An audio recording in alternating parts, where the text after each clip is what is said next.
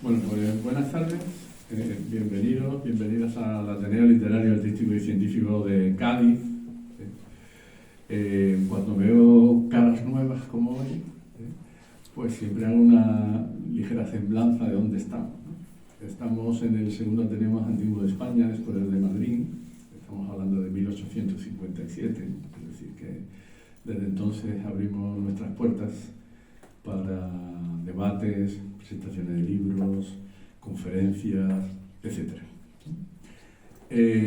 Pediros disculpas también porque veréis que las paredes están muy desangeladas, pero es que todo nuestro material está formando parte de una exposición ahora.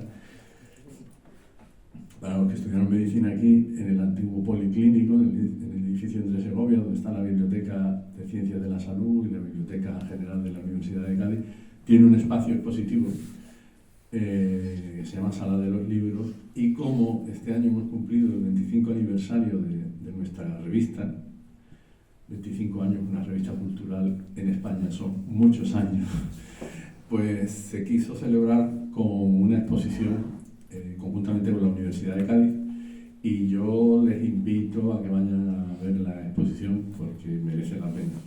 Merece la pena por lo que hay allí expuesto, por la obra que hay expuesta, porque están los 25 números de la revista, porque está la obra de la mayor parte de los presidentes del Ateneo que tienen ustedes en esa galería, donde hay personajes importantes como Cayetano del Toro, a quienes sonarán a los médicos, Rafael de la Viesca, que tiene calle en Cádiz, José María Remán y un largo etcétera, ¿no? En definitiva, una institución que tiene abolengo, que tiene historia y que hoy está muy contento porque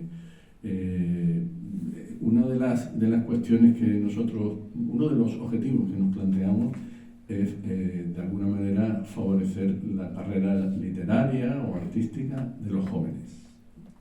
De hecho, conjuntamente con la universidad y con la Cátedra Ateneo de la Universidad de Cádiz, la directora está aquí, pues todos los años damos unos premios a los expedientes más brillantes de la Universidad de Cádiz por las diferentes áreas, ¿no?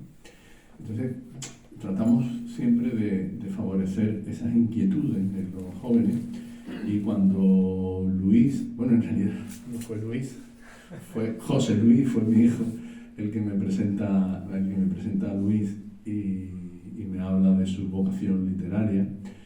Pues nada, quedamos tomando una cerveza una mañana que tenía las puertas abiertas del Ateneo para presentar su obra, ¿no? Y en esa estamos. Yo les invitaría también a que entren en la página nuestra, Ateneo de Cádiz, y ahí pueden ver pues la programación mensual que tenemos, que es una programación intensa, y bueno, pues también las revistas que se pueden bajar desde el primer número de hace 25 años hasta ahora, y si ustedes ven la galería fotográfica de la revista, pues verdaderamente no solamente es historia del Ateneo, sino también es historia de Cádiz, de esa fotografía. Y me centro ya, una vez hecho este preámbulo, fundamentalmente para las personas que no conocen la institución, pues que Luis Utor García nace en Ceuta, puedo decir la fecha, ¿no? Pues eres muy joven, en marzo de 1997, y tras superar el bachillerato con matrícula de honor, estudia medicina en la Universidad de Sevilla. Actualmente se encuentra en el último año de la residencia de la especialidad de Medicina Familiar y Comunitaria en Cádiz, por eso conoce a mi hijo, porque es su tutor, ¿no? Es tu tutor. Y bueno, pues ha sido voluntario de la Sociedad Española de Cuidados Paliativos en el Hospital Universitario de Ceuta. Ahí también tenemos otro nexo de unión, porque mi hija, que también es médico de Cuidados Paliativos en el hospital de Úbeda. También ha trabajado en Andex, ¿no? Que es la Asociación de Padres de Niños con Cáncer, en el Hospital Infantil del Complejo Hospitalario del Virgen de Rocío de Sevilla. Pero además entronca con esa faceta que tienen muchos médicos en España, ¿no? La faceta de médico humanista, ¿no? Y en esa faceta artística pues ha editado 2 poemarios, ¿no? Los 2 son poemarios benéficos, en el sentido de que, bueno, pues de lo que la recaudación que puede hacer de ellos van para Andex, para la Asociación de Padres con Niños con Cáncer. Él ha traído algunos ejemplares, ¿no? por si al finalizar ustedes quieren adquirirlo y además después él se lo firmará, ¿no? Esos dos poemarios, un libro satírico autobiográfico, Mi vida antes de una pandemia, que es previo al actual. Igualmente ha probado fortuna en el mundo de la música. Aquí también tenemos actuaciones musicales, te lo digo por si en algún momento te atreves, bajo el título de Canta, y utiliza su apellido, ¿no? Autor, cantautor, publicando hasta la hora, hasta 5 sencillos, ¿no? Sí. Ha publicado y ha actuado como telonero de algunos grupos y dado un concierto propio en el mítico bar El Pelícano, poco antes de cerrar sus puertas, ¿no? Por cierto, el marido de nuestra secretaria también forma parte del grupo Electric de Cádiz, que es un grupo con proyección internacional, ¿no? Bueno, pues hoy nos une o nos convoca aquí pues con este libro, que a mí me parece que tiene un título muy, no sé, a mí me parece un título muy evocador, que se llama Punto y Aparte, ¿no? Dice en la cubierta del libro, dice: Punto y Aparte no es un libro de poemas al uso, es un bisturí afilado que disecciona con un tono introspectivo y delicado temas como el amor, la soledad, la inspiración o la ansiedad, con la precisión médica de quien escribe y con el descaro de quien no teme meter el dedo en la llaga. Escrito por la frescura y la ilusión de los nuevos comienzos, este libro no te va a curar, pero te hará pensar, sonreír y quién sabe, quizás hasta te anime a escribir el próximo poema en la servilleta de un bar. Con un estilo ingenioso y personal, Punto y Aparte es justo eso: un respiro, un cambio de ritmo, una pausa en el caos diario para mirar la vida con otros ojos y con mucho amor. Así que yo me callo ya, porque ya está hecha la presentación y le doy la palabra a Luis para que nos cuente un poco de qué va el libro. Muchas gracias. Sí. Hola, sí, se escucha. Buenas tardes. Antes de nada, bueno, agradecer tanto a Pepe como a la institución del Ateneo el honor de estar aquí en esta, ya te digo, institución histórica, como has estado comentando. Y muchas gracias a vosotros por dedicar este ratito de vida a venir aquí a un anónimo hasta el día de hoy, a compartir esta media horilla que vamos a echar, ¿no? Y eso, que para mí es un grandísimo honor el estar aquí rodeado de vosotros. Y bueno, que yo vengo a contar un poquito, a hablar de mi libro, ¿no? Como decía aquel. Y para empezar, quería hacer referencia a la portada, ¿no? Porque pasa una cosa muy graciosa. La portada, bueno, yo conozco a Pepe en un taller de RCP, organizado por José Luis, por su hijo, y bueno, José Luis trabaja en el DQ de Cádiz. Nosotros empezamos a hacer guardia en el DQ al final de la residencia. Entonces, como podéis ver, la portada, que lo que simboliza es el punto y aparte, el final de un día y el comienzo de otro, ¿no? Con ese sol en medio y ese tono más oscuro de la noche y brillante del día, es el símbolo del DQ. Así curiosamente me di cuenta después, retrospectivamente, digo, joder, qué casualidad. El centro también es como una sopa de letras con cosas que me simbolizan, un poquito desordenado.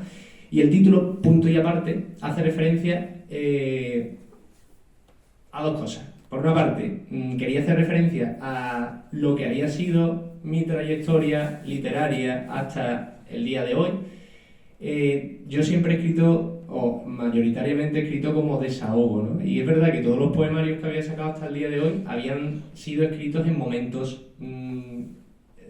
trascendentales de mi vida en los que yo necesitaba hacer un punto y aparte, cambiar de rumbo por circunstancias mejores o peores, habitualmente malas épocas, por hacer un cambio de chip, ¿no? De hecho, el primer libro, Son 2 noches con 40, lo escribí tumbado en una cama, escayolado con una férula inguinopédica por una luxación de rótula. El segundo, por amor al arte, fue después de operarme el corazón abierto y después de una serie de catastróficas desdichas. Y mi vida antes de una pandemia fue durante la pandemia del COVID, que nos encerró a todos en casa. Este punto y aparte es, por una parte, el fin de un ciclo. El año que viene termino la residencia, ha tenido una una serie de momentos muy, muy bonitos, también otros momentos más feotes. Y también quieres convertirse en un punto y aparte en mi forma y en mi manera de publicar y escribir. A partir de ahora quiero evitar seguir pasando malos tragos para seguir publicando y escribiendo, ¿no? Y bueno, como decía como digo en el prólogo, nosotros vitalmente escribimos muchos puntos y seguidos, prácticamente cada día es un punto y seguido, escribimos otros tantos puntos y aparte, y bueno, yo nada más que quiero escribir un punto y final que será el día que me muera, que espero que sea dentro de mucho tiempo. Y bueno, pues a modo de presentación, yo había pensado leeros algunos poemitas del libro, comentaros un poquito el momento, las circunstancias en las que surgieron y para que entendáis también un poco lo que me gusta transmitir y bueno, mi forma de pensar y de ver la vida, ¿vale? Así que si queréis, he hecho como una pequeña recopilación que podemos empezar, por ejemplo, con un poema que se llama Brindar. Es un poema escrito al acto de brindar. ¿Por qué? Pues porque pienso que tenemos que celebrar la vida. Nunca sabemos cuándo se va a acabar y en cualquier momento nos puede dar un jamacuco, como dice mi abuela, y nos podemos ir para otro barrio o empeorar nuestras condiciones vitales, ¿no? Y bueno, yo soy muy de brindar. En mi familia cada vez que nos reunimos brindamos, ya sea por una celebración o por el mero hecho de reunirnos, y creo que hay que celebrarlo todo. Celebrar un cumpleaños, celebrar una quedada entre amigos o incluso brindar para pasar una mala época. Así que comparto este poemita, espero que os guste. Brindar por un mundo de locos. Brindar, aunque sirva de poco. Brindar fuerte y ver luchar valientes gotas y beber de un trago una y otra copa. Brindar por ventanas al cielo que libre disfruta del vuelo, del amor y la esperanza, que son fortuna y fragancia de esos humanos que brindan, porque el mundo en el que habitan les despeine con su brisa. Brindan los reyes desde sus castillos, brindan las familias desde sus casas, brindan viejos, jóvenes y chiquillos, brinda el sol con la mañana. Brindar es un acto de fe, la fe en que el chinchín sonará, llenando la vida vacía de un triste momento de felicidad. Un brindis entre cristales va más allá de la copa cuando dibuja en la boca del que brinda un gesto amable. Un brindis es homenaje, celebración y deseo, tregua entre errores y males, libertad y casamiento. Se brinda para pasar de capítulo a escena. Se brinda para borrar, se brinda para olvidar recuerdos que envenenan. Brinda una derrota con una victoria, brinda el sueño haciendo memoria con su nunca olvidada historia. Y pese a este desastre de mundo actual, seguiremos brindando siempre por brindar por esas pequeñas dosis de gloria.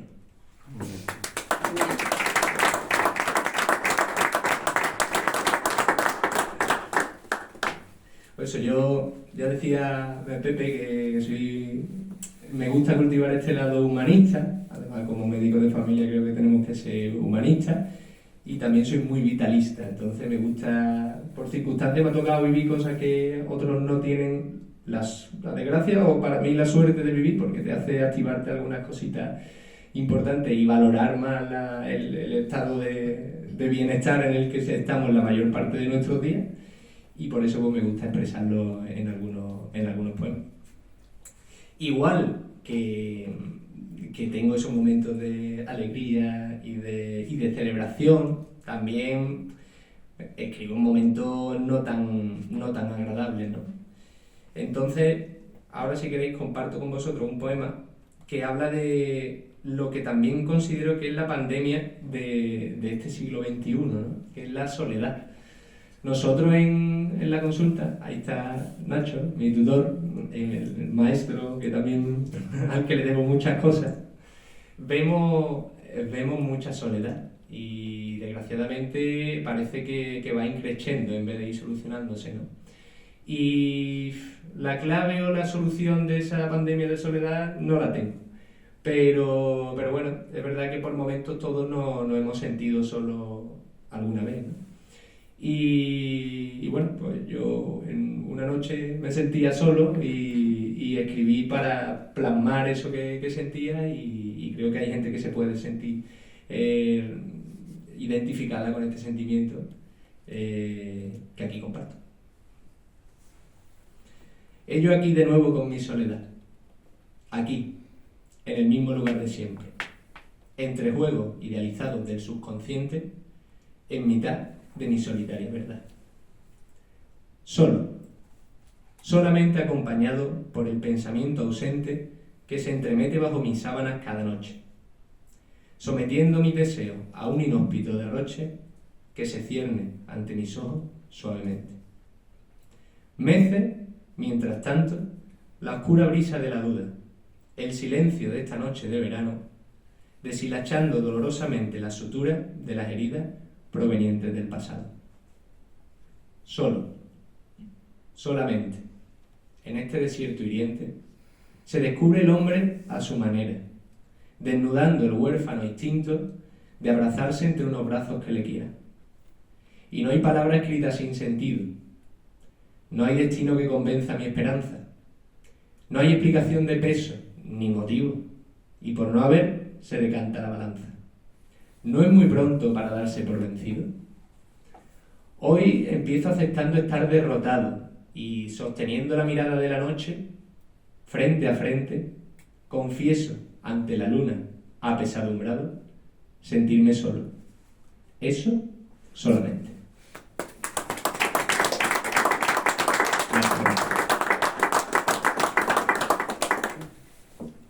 Es una pena. Aquí estamos un poquito embajonados. Bueno, también escribo un poquito de todo, ¿no? Y soy un convencido de que la única libertad... Hay un escritor que se llama... escritor, psicólogo, que se llama Víctor Frank, no sé si lo conocéis. Escribió un libro que me gustó mucho que se llama El hombre en busca de sentido. Y en él contaba sus vivencias en un campo de concentración y pues, bueno, las cosas que veía, las cosas que aprendía y la teoría psicológica que desarrolló y en la que ha basado parte de su labor. Hablaba de que al final la única libertad que tenemos es la de elegir la actitud con la que afrontamos la vida, la actitud que tenemos con la que aceptamos y abordamos el sufrimiento. Y yo estoy muy de acuerdo con él, porque es verdad que en un mundo en el que se presume de libertad, que somos muy libres y tal, a fin de cuentas no somos tan libres como pensamos. Y es verdad que la única libertad que yo creo que tenemos es esa. Entonces, a mí también me gusta escribir muchos juegos de palabras. Y para mí este poema que voy a compartir con vosotros es, yo creo, en cuanto a léxico y forma, quizás no es el más pulcro, pero sí es el que más trabajo me ha costado escribir, por lo que ahora veréis. En él hablo de eso, se llama cuestión de actitud, con el tú, entre paréntesis, y hago referencia a eso, de que al final la actitud que tenemos en la vida es la que nos va llevando hacia un lado o hacia el otro, hacia el lado de la felicidad, ¿no? del buen afrontamiento de las derrotas, o bien hacia el dramatismo y al pesimismo vital, ¿no? Entonces, bueno, lo comparto y ahora entenderéis un poquito de qué va el rollo. Cuestión de actitud. La vida es una mierda, así que nunca me oirás decir que tenemos 1000 motivos para sonreír. ¿Acaso no lo recuerdas?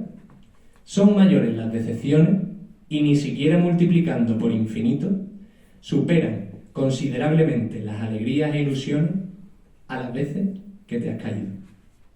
La vida carece de sentido. Es una falacia inmensa esa de que por alguien de verdad te sientes querido. Porque sé que tú en el fondo también lo piensas.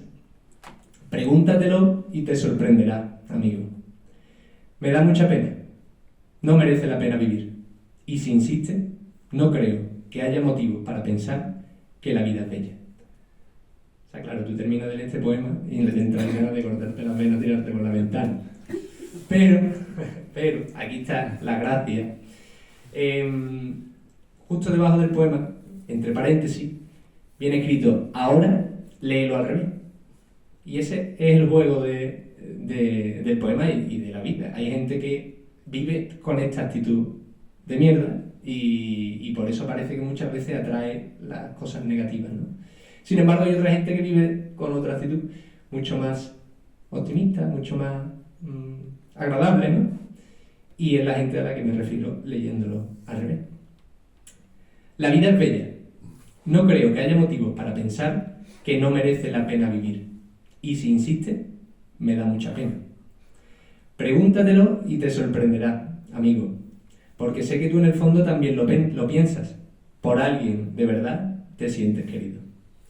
Es una falacia inmensa esa de que la vida carece de sentido. A las veces que te has caído, superan considerablemente las alegrías e ilusiones. Y ni siquiera multiplicando por infinito son mayores las decepciones. ¿Acaso no lo recuerdas? Tenemos 1000 motivos para sonreír. Así que nunca me oirás decir que la vida es una mierda.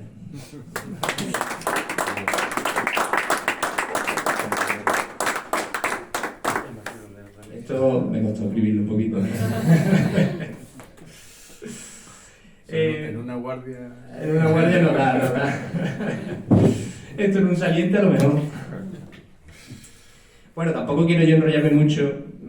Si os parece, voy a leer un par de poemas más. Cerramos. Os doy la posibilidad de que si tenéis alguna duda, alguna inquietud o algo que queráis compartir, pues, ¿vale? ¿Parece? Para no daros mucha chapa. Tenía también apuntado un escritor que no escribe al amor, no es escritor. Poeta que no escribe al amor no es poeta. Principalmente porque soy un convencido de que el amor es el motor del que mueve al mundo. Y no porque, no lo digo de forma ideal ni de forma retórica. Se han hecho experimentos a lo largo de la historia que han intentado, algunos de una forma más sádica y otros de una forma un poquito más estructurada, aunque yo creo que no es lícito evitar dar amor, han intentado cuantificar la importancia que tiene el amor en la vida de las personas, ¿no? Particularmente hay leí una vez que hay un experimento que se hizo hace mucho tiempo, éticamente más que reprobable, que intentaba ver cuestionaba el experimento consistía en evitar criar a unos niños sin darle amor y sin hablar con ellos. El objetivo del experimento no era tanto el medir la importancia del dar amor, dar cariño, sino a ver cómo crecen los niños o cómo evolucionan sin que nadie le dirija una palabra. Entonces seleccionaron un grupo de niños y fueron alimentados. Entraba una mujer, los amamantaba y se iba sin darle una caricia, sin mediar palabras, sin darle un beso. La cosa es que sorprendentemente todos los niños murieron. Estaban bien alimentados, estaban en un sitio cobijado y claro, y lo único de lo que se les privó es del cariño y del amor de una madre, de una familia. Eso fue por la Edad Media, o sea que es verdad que es muy cuestionable las condiciones del experimento, pero te hace pensar, ¿no? Y te hace pensar en el amor como un sustento básico en nuestra vida, ya no solo el amor romántico, sino el amor fraternal, el amor de padres, de abuelos, de amigos. Entonces, bueno, yo escribo al amor, escribo en el poemario. Hay poemas al amor romántico, hay poemas al amor familiar y hay poemas al desamor, que también es uno de los principales temas a lo largo de la poesía, de la historia de la poesía, ¿no? Ahora voy a leer un poema del amor romántico, bonito, del que se disfruta cuando uno está enamorado, ¿no? Y en este poema yo intento divagar un poco y naufragar por esos pensamientos que salen cuando tú estás enamorado y tú vas a dar tu primer beso a una persona enamorada y proyectas la vida, proyectas la vida con esa persona. Muchas veces pues, eso puede salir bien, puede salir mal, pero uno hace esa proyección, ¿no? Y en un momento enamorado yo hice esa proyección y os voy a compartir con vosotros. Se llama El primer beso, el poema. Garantízame un suspiro si la calle está desierta. Un suspiro que se escape por tus ventanas abiertas.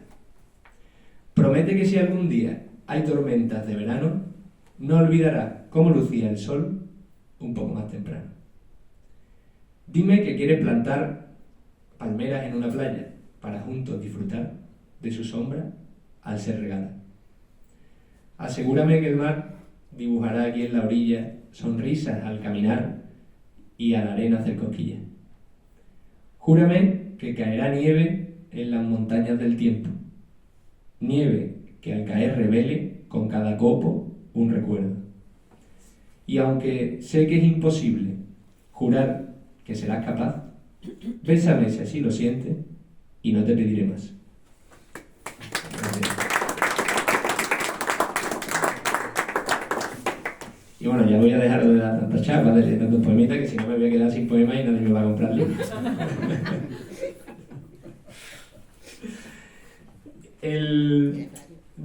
Dudaba sobre qué poema compartir para terminar el libro, porque tengo poemas muy vitalistas que hablan del viva la vida, ¿no? Que es una frase que prácticamente tengo tatuada y me acompaña desde que escuché por primera vez esa canción de Coldplay que hace referencia al cuadro de Frida Kahlo que escribió en su lecho de muerte prácticamente, con esas sandías y tal, que pone viva la vida.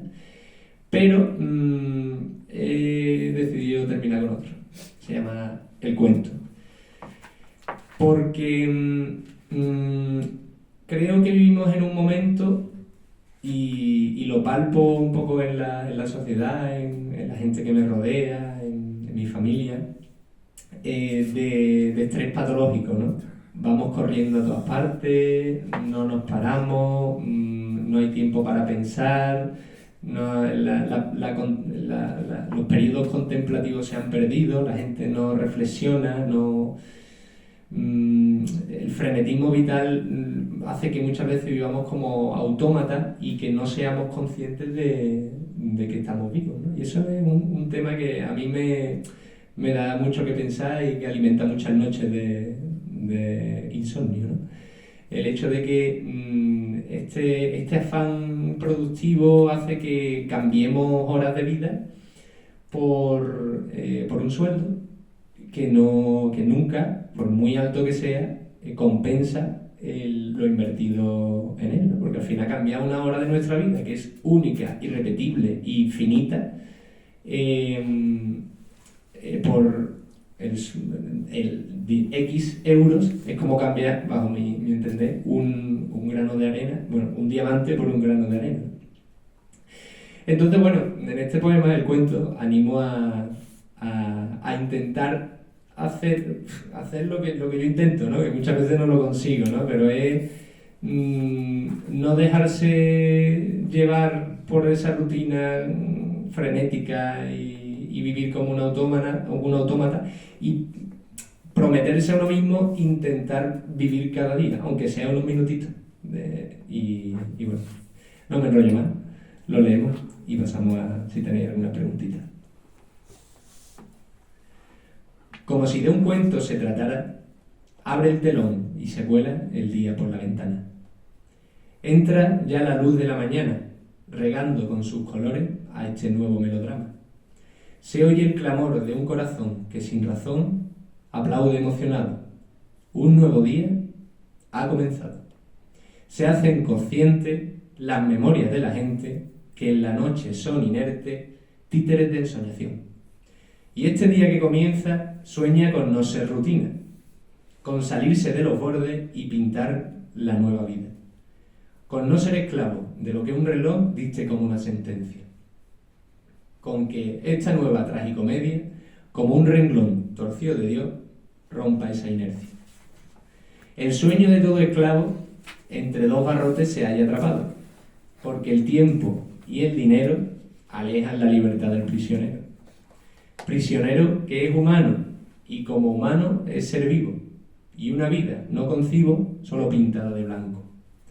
Entra otro día en la cama y despierta así otra amalgama de rutinaria emoción. Otra hoja de un nuevo libro que desea ser escrita. La fecha en el calendario que sueña ser fosforita. La fotografía enmarcada que quiere ser recordada coronando tu salud. Y como dijo aquel sabio, no olvides que la vida son 2 días. Uno que ya está vivido y otro que hoy ya dio comienzo. Es hora ya de despertar, dejar las dudas y empezar, salir a la calle y relatar tu propio cuento. Muchas gracias.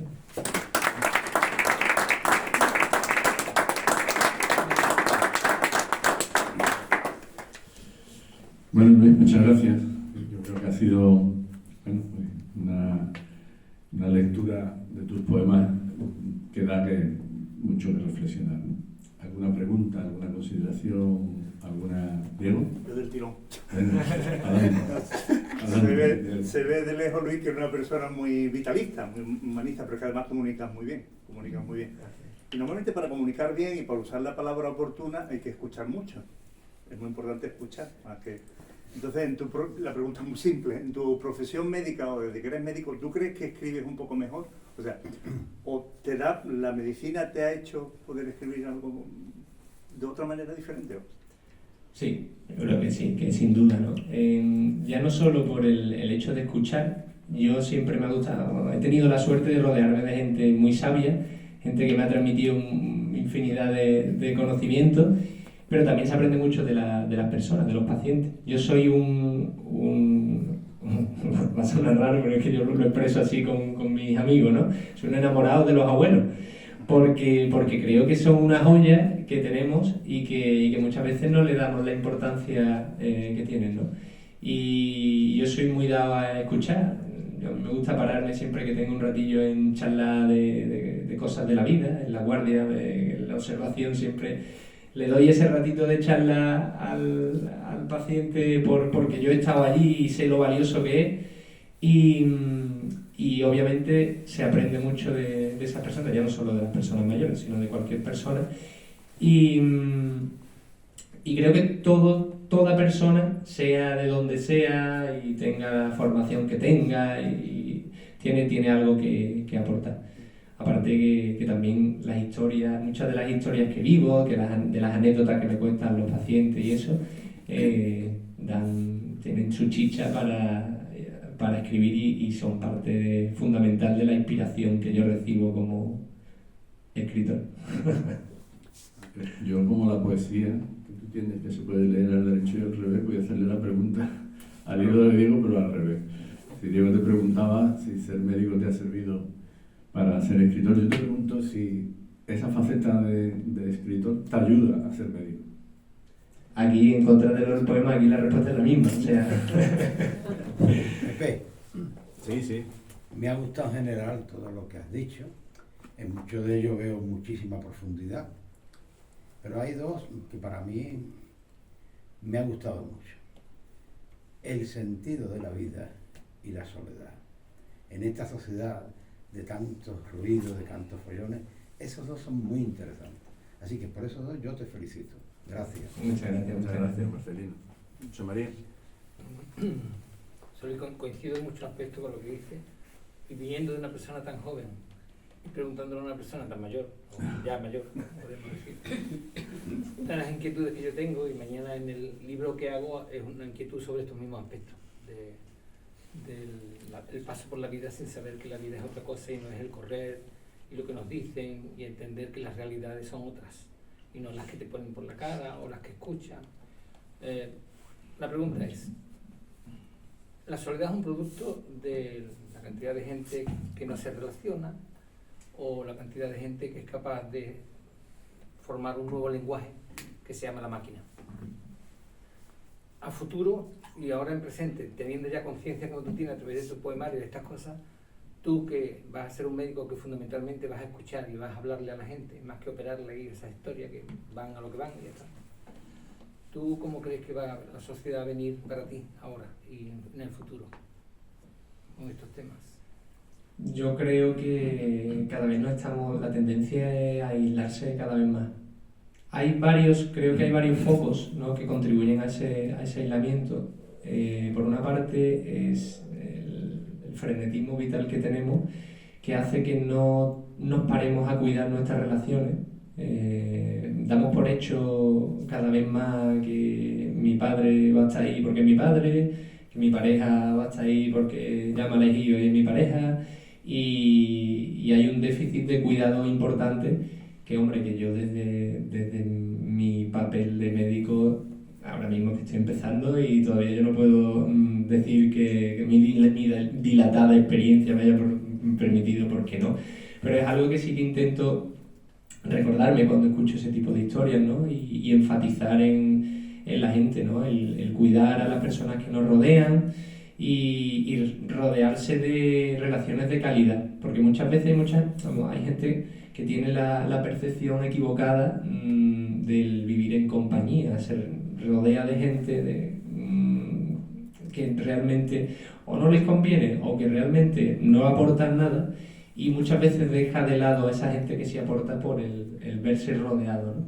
Creo que con menos personas de las que tiene una mano, uno puede no sentirse solo, y creo que vamos hacia un futuro que no me gusta pensar en negativo, ¿no?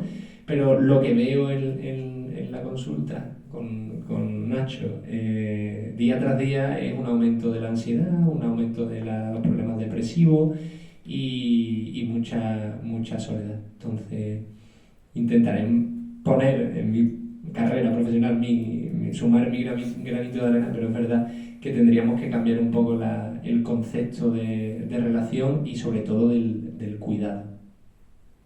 ¿Es un cambio climático social invencible? ¿O No, yo es creo que... movible? Es que te veo pesimista y eso me preocupa.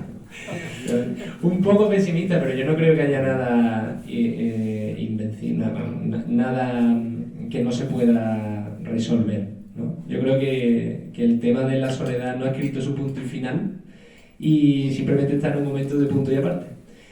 Depende de nosotros, de nosotros como juventud que estamos viviendo nuestro presente y de las generaciones venideras y también de las que ya pasaron, ¿no? Yo no creo que el problema haya llegado para establecerse definitivamente, pero es verdad que urge hacer por cambiar la dinámica a la que estamos abocados a llegar. ¿Alguna otra pregunta? Sí, el escucharos me hace reflexionar mucho sobre las carreras. Yo soy enfermera, medicina. Verdaderamente no existe una asignatura que hable de esto o que te ayude, como no sea personas concretas que en su materia quieran meterlo. Pero ¿crees que es importante que se debería de añadir en las carreras como formación el área esa de los demás, de la soledad, de qué hacer, en cómo pasan las consultas rápidas o no, en el tiempo que tenemos de escucha? Es muy difícil, ojalá tengas tiempo para escuchar, pero que es importante que fuera una asignatura más y exigiéramos en nuestro trabajo que eso verdaderamente tuviéramos un tiempo. Yo creo que es una asignatura obligada en los colegios desde que somos pequeños y que si hubiera un examen para ser padre tendría que ser una asignatura troncal el enseñar a cuidar y enseñar a amar ya no solo a tus familiares, sino también a respetar al que opina diferente, al que piensa de otra manera.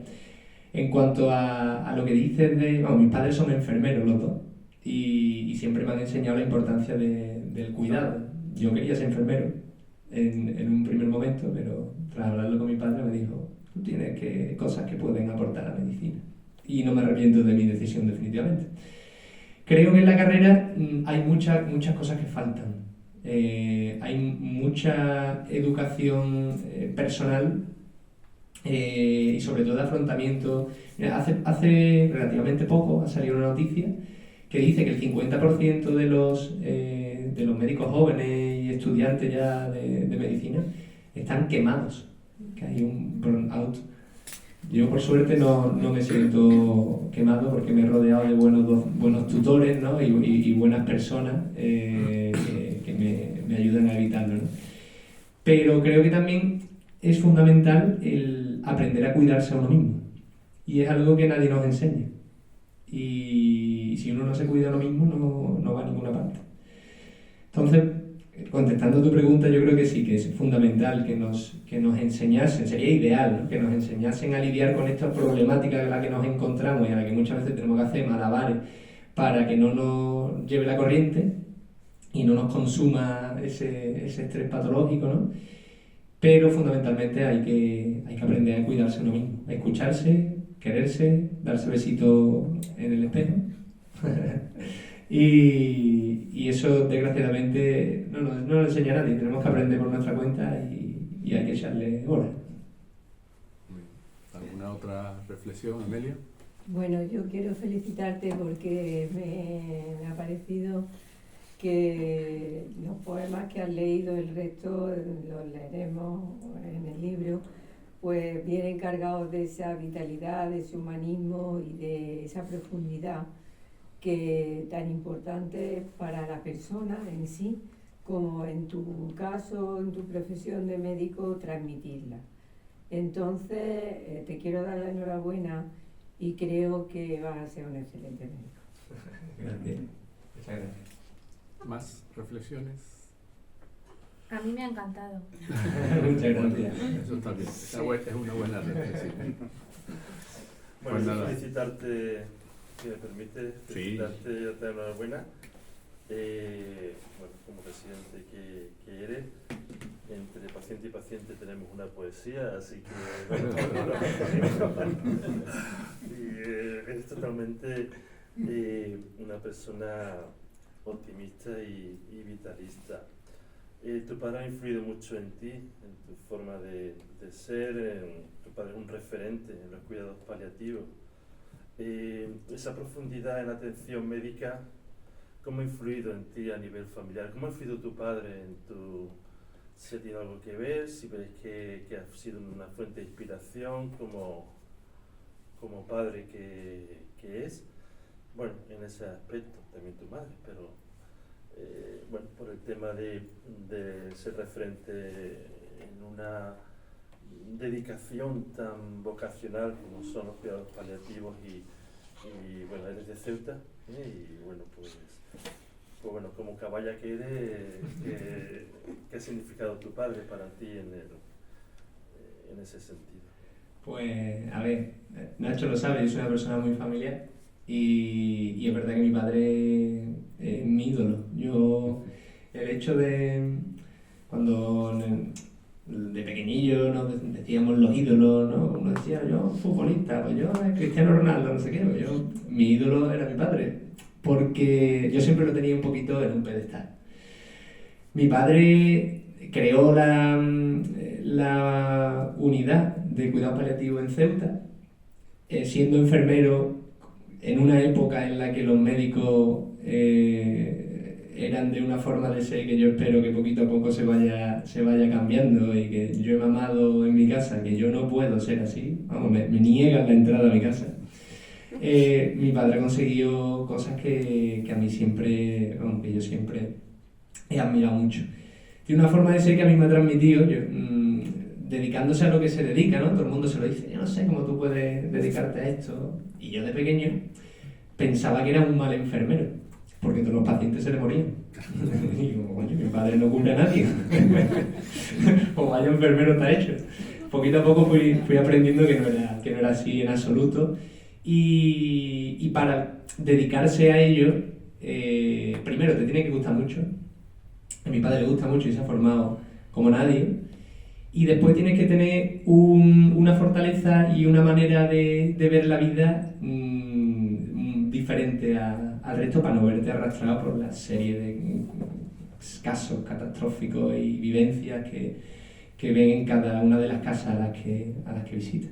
Entonces yo creo que mi padre ha sido y es mi ídolo vital.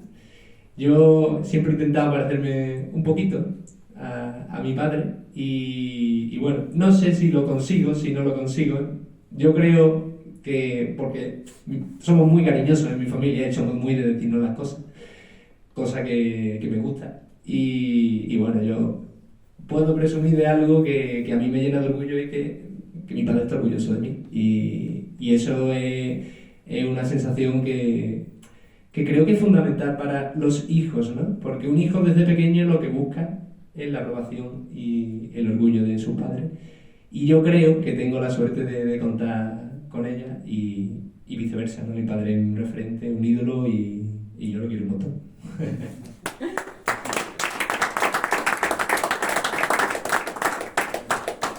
Pues muy bien, Luis. Mira, Encantado. yo Sí, quería hombre. decir una cosa, como directora de la Cátedra del Ateneo, que estamos intentando siempre captar a gente joven, hacerlos partícipes de actividades dentro de nuestro Ateneo y bueno, pues lo conseguimos a medias, porque la gente joven hoy en día, tú sabes, que va por otros derroteros y tal. Entonces, bueno, públicamente te quiero animar a que formes parte, a que hagas actividades con nosotros y a que te podamos captar de alguna manera egoístamente para nuestro día a día de actividades. Así es que queda emplazado.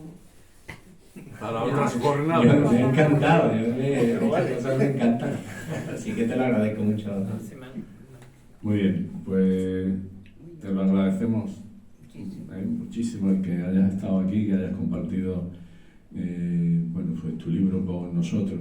Se me viene a la cabeza mientras le escuchaba varias cosas. Una era, creo que fue Marañón, pero no lo tengo muy claro ahora, quien decía que el médico que solo sabe de medicina ni de medicina sabe, ¿no?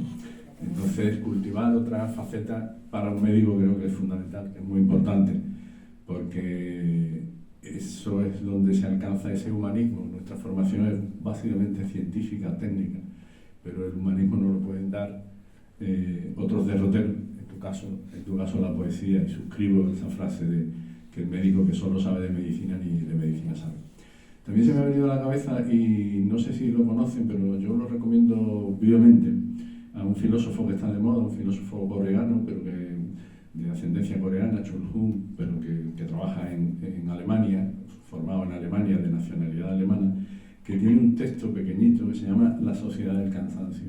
Yo creo que ese texto nos retrata perfectamente a lo que estabas diciendo y nos retrata a todos nosotros.